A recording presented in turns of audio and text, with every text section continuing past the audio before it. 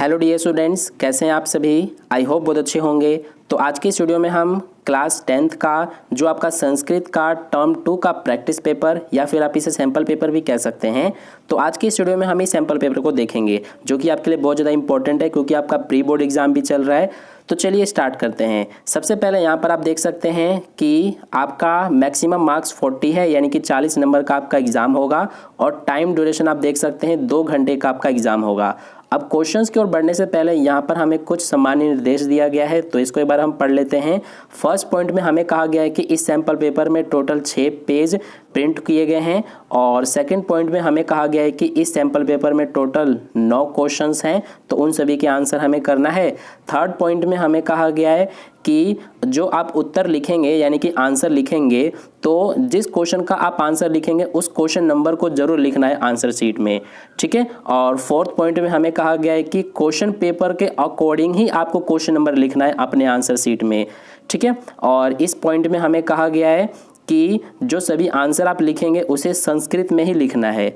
और last point में हमें क्या कहा गया है कि जो क्वेश्चन पेपर में क्वेश्चंस होंगे उसमें जो हर एक क्वेश्चन में निर्देश दिए गए हैं उनको आपको ध्यान से पढ़ना है, ठीक है। तो ये हमारा हो गया सामान्य निर्देश। अब क्वेश्चंस की ओर हम बढ़ते हैं।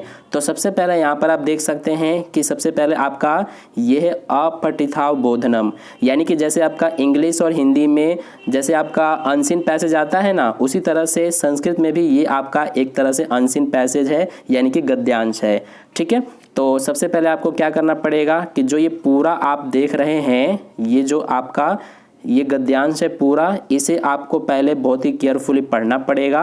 ये हमारा यहाँ तक है पूरा गद्यांश, तो इसे आपको पहले पढ़ना है और इसके बेस पे यहाँ पर क्वेश्चन पूछे गए हैं। जैसे कि फर्स्ट यहाँ पर आप देख सकते हैं अ है, तो इसमें आपको 3 क्वेश्चन दिया गया है, 1 2 3, ठीक है। तो इनमें से सिर्फ आपको 2 क्वेश्चन के आंसर करने हैं। देखिए यहाँ पर हमें कहा गया है, ठीक है। तो ये 3 जो हैं इनमें से कोई 2 के आंसर आपको करने हैं और ये एक पदेन उत्तरत है, यानी कि इनके आंसर आपको सिर्फ एक पद में देना है, ठीक है। और इसमें हर एक क्वेश्चन आपका 1 नंबर का होगा, तो आपको 2 क्वेश्चन करने हैं, इसीलिए 2 नंबर आपका हो गया। इसके बाद नेक्स्ट यहाँ पर आप देख सकते हैं, इसके बाद आ है। आ में आप देख सकते हैं इसमें भी आपको 3 क्वेश्चन दिया गया है, इसमें से भी आपको सिर्फ 2 के ही आंसर करने हैं और इसमें कहा गया है पूर्ण वाक्यन लिखत, यानी कि इनके आंसर जो आप लिखेंगे 2 के, तो वो आपको पूर्ण वाक्य में लिखना है, ठीक है। और इसमें आप देख सकते हैं कि हर एक क्वेश्चन आपका 2 नंबर का होगा, तो टोटल आपके कितने हो गए, 4 नंबर हो गए। तो इस तरह से हमारा ये आ था। अब इसके बाद नेक्स्ट है ई। तो इसमें आपको एक शीर्षक लिखना है, जो यहाँ पर ये आपने पूरा ये जो गद्यांश है इसको आपने पढ़ा होगा, तो इससे रिलेटेड आपको एक शीर्षक लिखना है। इस ई में हमें यही कहा गया है, ठीक है। और ये आपका 1 नंबर का होगा। फिर इसके बाद नेक्स्ट यहाँ पर आप देख सकते हैं ये है हमारा, इसमें भी हमें 4 क्वेश्चन दिए गए हैं, ये आप देख सकते हैं। तो इनमें से आपको सिर्फ 3 क्वेश्चन के आंसर करने हैं, ठीक है। और हर एक क्वेश्चन आपका 1 नंबर का होगा, तो टोटल आपके 3 नंबर हो गए। तो ये हमारा था क्वेश्चन नंबर 1। आई होप आपको अच्छे से समझ में आ गया है। और इसमें मैं आपको आंसर नहीं करा पा रहा हूँ, नहीं तो वीडियो काफ़ी ज़्यादा लंबी हो जाएगी। अगर आपको आंसर भी चाहिए इस सैम्पल पेपर में सभी क्वेश्चंस के, तो आप उसके लिए मुझे कमेंट करके बताना कि आंसर भी चाहिए, तो इसके लिए मैं एक अलग से वीडियो बना दूंगा, ठीक है। तो ये हमारा क्वेश्चन नंबर 1 था, ये आपने देखा पूरा। अब इसके बाद नेक्स्ट क्वेश्चन नंबर 2 देखिए।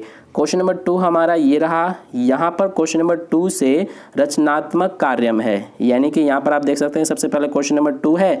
तो क्वेश्चन नंबर 2 आपका टोटल 5 नंबर का है और इसमें आपको करना क्या है, ये एक तरह से आपको एक पूरा पत्र दिया गया है। तो इस पत्र में जहाँ जहाँ पर ये खाली स्थान आए हैं, इन खाली स्थान पर क्या आंसर आएगा वो आपको लिखना है, ठीक है। और इसके लिए आपको यहाँ पर आप देख सकते हैं मजूशा भी दिया गया है, यानी कि जो खाली स्थान में आपको लिखना है वो इन्हीं में से लिखना है, ठीक है। जैसे कि ये आप देख सकते हैं ये सारे आपको दिए गए हैं, इन्हीं में से जो ये खाली स्थान है इन पे आपको लिखना है। और हर एक आंसर आपका आधे नंबर का होगा, यहाँ पर आप देख सकते हैं। और टोटल 10 हैं, इसीलिए आपके 5 नंबर हो गए, ठीक है। तो ये था हमारा क्वेश्चन नंबर 2। अब इसके बाद नेक्स्ट यहाँ पर क्वेश्चन नंबर 3 है। क्वेश्चन नंबर 3 आप देख सकते हैं, इसमें आपको क्या करना है कि इसमें आपको ये आप देख सकते हैं एक चित्र दिया गया है।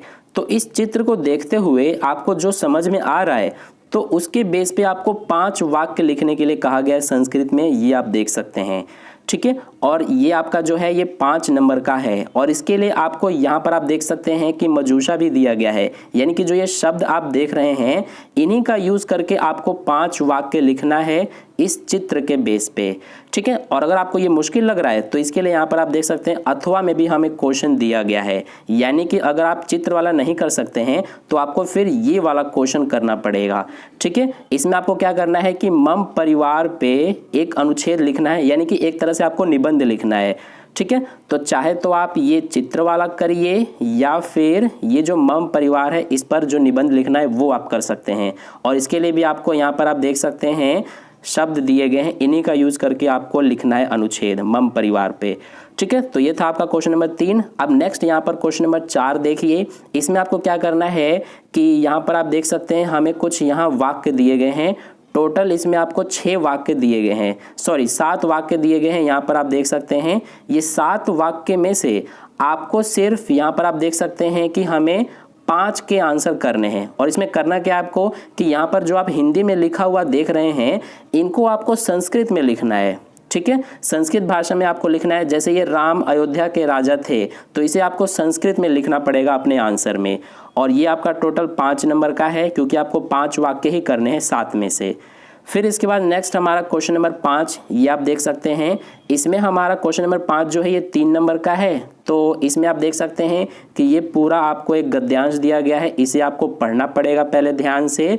और इसके बेस पे यहाँ पर क्वेश्चन पूछे गए हैं। सबसे पहले ये अ है, तो इसमें आप देख सकते हैं 3 क्वेश्चन दिए गए हैं। ठीक है, 3 में से आपको सिर्फ 2 क्वेश्चन के आंसर करने हैं और हर एक क्वेश्चन आपका आधे नंबर का होगा। तो ये आपका अ जो है ये 1 नंबर का हो गया। फिर आ है, इसमें आपको पूर्ण वाक्य में आंसर लिखना है और इसमें भी आपको 2 क्वेश्चन के आंसर करने हैं। और ये आप देख सकते हैं 3 दिए गए, 3 में से कोई 2 के करने हैं और हर एक क्वेश्चन आपका 1 नंबर का होगा। तो ये टोटल 2 नंबर हो गया। ठीक है, तो ये हमारा था क्वेश्चन नंबर 5। अब इसके बाद नेक्स्ट क्वेश्चन नंबर 6 देखिए। ये हमारा क्वेश्चन नंबर 6 है, तो ये भी आपका 3 नंबर का ही है। इसमें आपको ये आप देख सकते हैं पद्यांश दिया गया है, तो इसे आपको पहले पढ़ना है और इसके बेस पे यहाँ पर आप देख सकते हैं क्वेश्चंस पूछे गए हैं। सबसे पहले अ है, इसमें आपको 1 पद में उत्तर देना है और इसमें टोटल 3 क्वेश्चन दिए गए हैं। इसमें से आपको सिर्फ 2 क्वेश्चन के आंसर करने हैं और हर एक क्वेश्चन आपका आधे नंबर का है, तो टोटल आपका 1 नंबर हो गया। ठीक है, फिर इसके बाद आ है, इसमें आपको जो ये 3 क्वेश्चन है इसमें से 2 के आंसर करने हैं और आपको पूर्ण वाक्य में आंसर लिखना है। तो ये आपका 1 नंबर का 1 है, तो टोटल आपका 2 नंबर हो गया। तो ये था आपका क्वेश्चन नंबर 6। अब इसके बाद नेक्स्ट क्वेश्चन नंबर 7 है, तो क्वेश्चन नंबर 7 भी आपका 3 नंबर का ही है। ठीक है, और इसमें आप देख सकते हैं कि आपको एक नाट्यांश दिया गया है। ये पूरा एक नाट्यांश है, इसे आपको पहले पढ़ना पड़ेगा। ठीक है, ये पूरा जो आप देख रहे हैं और फिर इसके बेस पे यहाँ पर क्वेश्चंस पूछे गए हैं। सबसे पहले अ है, इसमें आपको 3 क्वेश्चन ये दिए गए हैं, इसमें से कोई 2 के आंसर करने हैं और ये 1 पद में आंसर देना है। ठीक है, तो ये आपका हर एक क्वेश्चन आधे नंबर का होगा, तो टोटल 1 नंबर हो गया। ऐसे ही आ देखिए, आ में भी आपको 3 क्वेश्चन दिए गए हैं, इसमें से भी आपको कोई 2 के आंसर करने हैं और पूर्ण वाक्य में आंसर करना है और इसमें आपका हर एक क्वेश्चन 1 नंबर का होगा, तो टोटल 2 नंबर हो गए। ठीक है, तो ये हमारा था क्वेश्चन नंबर 7। अब इसके बाद नेक्स्ट है हमारा क्वेश्चन नंबर 8। तो क्वेश्चन नंबर 8 में आप देख सकते हैं इसमें भी आपको ये एक श्लोक दिया गया है।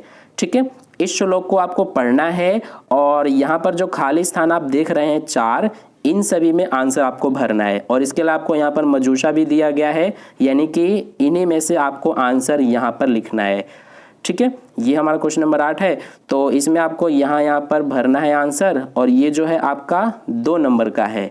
ठीक है, और अगर आप ये वाला नहीं करना चाहते हैं, जो ये वाला है हमारा, तो इसके बदले में यहाँ पर आप देख सकते हैं ये भी कर सकते हैं, क्योंकि यहाँ पर आप देख सकते हैं अथवा में आपको दिया गया है, तो इसीलिए आपको इसमें चॉइस मिल जाता है। तो चाहे तो आप ये वाला पढ़ के पूरा श्लोक और यहाँ पर देख सकते हैं 4 इसमें भी आपको क्वेश्चन दिए गए हैं, तो इनके आंसर करने हैं, इसके लिए ये मजूशा दिया गया है। ठीक है, फिर इसके बाद लास्ट हमारा क्वेश्चन नंबर 9 आ जाता है। क्वेश्चन नंबर 9 में आपको क्या करना है, सबसे पहले देखिए क्वेश्चन नंबर 9 आपका 4 नंबर का होगा।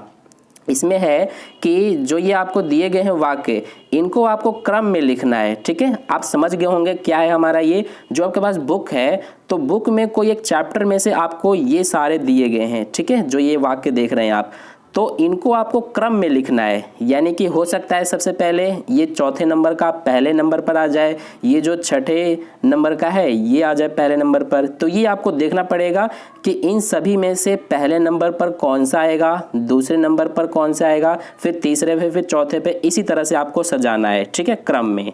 तो ये आपका टोटल 4 नंबर का है, क्योंकि इसमें हर एक वाक्य का आपका आधे नंबर है। तो इस तरह से हमारा पूरा संस्कृत का सैंपल पेपर था। आई होप आपको अच्छे से समझ में आ गया है। तो आपने देखा कि किस तरह के क्वेश्चन आपके इस सैंपल पेपर में थे। इसी तरह से आपके जो एग्ज़ाम होगा उसमें भी इसी तरह के क्वेश्चंस आएंगे, ठीक है। तो आई होप आपको अच्छे से समझ में आ गया। और टोटल क्वेश्चन 9 क्वेश्चन आपके एग्जाम में आएंगे और हर एक क्वेश्चन कितने नंबर का आएगा ये भी आपने देखा। तो आई होप आपको ये वीडियो अच्छा लगा है, और अगर आपको वीडियो अच्छा लगा है तो वीडियो को लाइक कर देना और अपने दोस्तों के साथ भी ज़रूर शेयर कर देना, ताकि उन्हें भी इससे हेल्प मिले। और अगर आप चैनल पर नए आए हैं तो चैनल को सब्सक्राइब करके बगल में जो बेल आइकन आता है उस पर ऑल नोटिफिकेशन पे क्लिक कर लेना, ताकि नेक्स्ट वीडियो जैसी अपलोड की जाए उसका नोटिफिकेशन सबसे पहले आपको मिल जाए। मिलते हैं फिर नेक्स्ट वीडियो में। धन्यवाद।